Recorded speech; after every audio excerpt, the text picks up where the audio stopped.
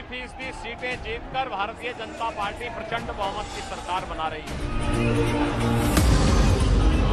ये भारतीय जनता पार्टी हो गई है, अब भारतीय जनता पार्टी नहीं है। यूपी के सबसे बड़े लड़ैया का 3 राउंड पूरा हुआ तो दोनों खेमों ने दावों की झड़ी लगा दी। दावों की शुरुआत तो कल दिन में ही हो गई, जब उन्नाव की रैली से पीएम मोदी ने अखिलेश यादव की करहल सीट का जिक्र करते हुए यूपी की सियासी हवा बताई। जब मुख्यमंत्री पद का उम्मीदवार ही अपनी ही सीट पर असुरक्षित हो तो हवा के रुख का पता आसानी से लगाया जा सकता है। शाम होते होते दावों का रंग और चोखा हुआ। सीएम योगी और एसपी सुप्रीमो अखिलेश लखनऊ में रोड शो से शक्ति प्रदर्शन कर रहे थे। दोनों में जीत के दावों को लेकर जबरदस्त वार पलटवार हुआ। 80% सीटें जीतकर भारतीय जनता पार्टी प्रचंड बहुमत की सरकार बना रही है। 3 चरणों के चुनाव संपन्न हो गए हैं। जो रुझान आए हैं, जनता का जो प्रचंड समर्थन भारतीय जनता पार्टी को प्राप्त हो रहा है, ये उसका प्रमाण है। जब से उन्हें हार का डर सताने लगा है, पहले दूसरे चरण में हार हुई है, तीसरे में भी। इस बार जनता ये डबल इंजन झूठ बोलने वालों की पटरी उखाड़ने का काम करेगी। ये भारतीय जनता पार्टी हो गई है, अब भारतीय जनता पार्टी नहीं है, ये भारतीय जनता पार्टी हो गई है। अखिलेश बीजेपी को भारतीय जनता पार्टी बता रहे थे तो योगी एसपी सुप्रीमो को उन्हीं की सीट पर छिड़ी कांटे की लड़ाई याद दिला रहे थे। आखिर करहल में सबको जाना पड़ा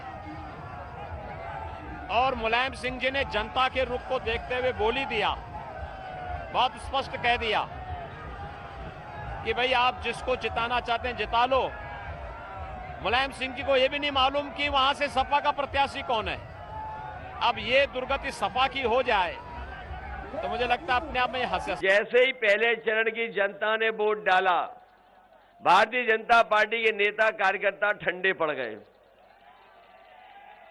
और जिस समय दूसरे चरण में जनता ने वोट डाला, भारतीय जनता पार्टी के नेता सुन्न पड़ गए थे। और अभी मैं हरदोई आया था, हरदोई का जन समर्थन देख करके और आपका उत्साह देख करके मुझे पूरा भरोसा हो गया है कि जिस समय हरदोई के लोग वोट डालेंगे, हरदोई में भारतीय जनता पार्टी शून्य हो जाएगी।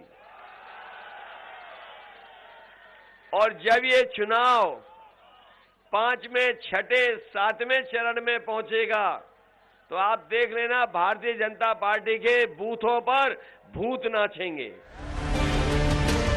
अखिलेश लाख दावा करें, लेकिन बीजेपी पूरी तरह आश्वस्त है कि यूपी की सत्ता कहीं नहीं जा रही।